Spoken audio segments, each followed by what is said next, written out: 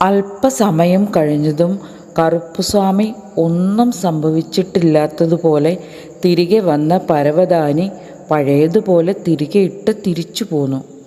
ശങ്കരൻ ഇല്ലാത്ത ഓരോ ദിനങ്ങളിലും നടക്കുന്ന കാര്യങ്ങൾ മന്ദാകിനി വള്ളി പുള്ളി വിടാതെ ഒരു ബുക്കിലേക്ക് എഴുതിയിടാറുണ്ടായിരുന്നു.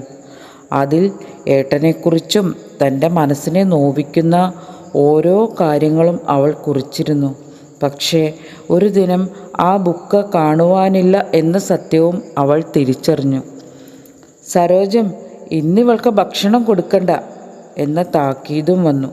മന്ദാകിനിക്ക് മിഴികൾ നനഞ്ഞു. ആരും മറ്റൊരാളുടെ രഹസ്യങ്ങൾ വായിച്ചുകൂടാ, പക്ഷേ ഇയാൾ അതും വായിച്ചിരിക്കുന്നു. ബാല്യക്കാരി കാർത്യായനി ഈ രംഗം കാണുവാനിടവന്നു. ഇയാളൊരു ദുഷ്ടനാണ് കുട്ടി. നിന്നേക്കാൾ 10 മടങ്ങ് ഞാനിയാളെ അറിയും. ഈശ്വരൻ നിന്നെ കാക്കട്ടെ.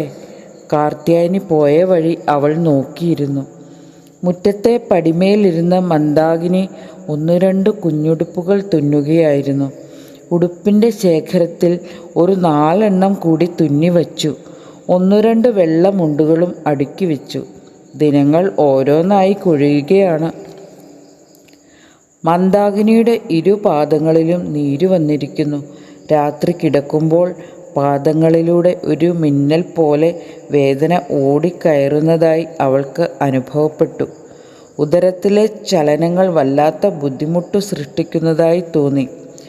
ആ ആഴ്ചയിലെ വെള്ളിയാഴ്ച വീണ്ടും കറുപ്പുസ്വാമി നിലവറയുടെ വാതിൽ തുറന്നു.